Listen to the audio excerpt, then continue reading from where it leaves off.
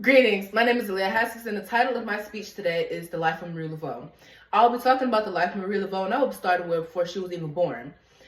I'll be going over her origin, her life, and the impact she had on the nation today. But first, who is Marie Laveau? Marie Laveau was and still is known as the Queen of Voodoo, not only in New Orleans but across the nation. But little did you know she was also a hairdresser, a midwife, and an herbalist. Marie Laveau has been depicted in many shows, comics, and novels. One of my favorite depictions of Marie Laveau is the American Horror Story adaptation with Angela Bassett playing as her. But first, we're going to go ahead and start with how her family got to America. Marie Laveau's great-grandmother, Marguerite, was an enslaved woman. Marguerite was believed to be born around the year 1736. Historical evidence suggested that Marguerite came from Senegal and was brought to Louisiana on the last French slave trading ship called the St. Eustache in 1743. Marguerite gave birth to Marie's grandmother named Catherine. Catherine and Marguerite was both enslaved by a white man named Henry Roche Belair. Later on, Catherine mothered mulatto children, one of those children being Marie's mother, also named Marguerite. The father was believed to either be Roche Belair or another white man. Marguerite's daughter then went on to have several children with Henry D, but he was not the one that got her pregnant with Marie. The one person that got her pregnant with Marie Laveau was Charles Laveau. So on September 10th, 1801, Marie Laveau was born. During her early years, Marie Laveau was born as the illegitimate daughter of Charles Laveau, who was a slave owner at that time, and her mother, Marguerite. Marie grew up on a plantation where her mother taught her how to be a hairdresser, which would later help her buy her own freedom.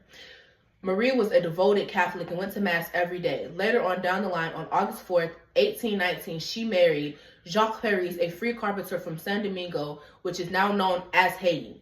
Marie and Jacques had two daughters together named Felicity and Marie and Angelique Paris, who both died during their childhood.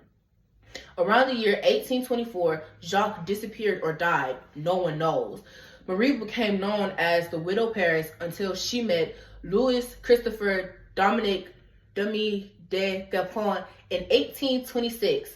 Their relationship lasted until Louis' death in 1855. During that time, they had 7 children together, and only 2 of them survived to adulthood.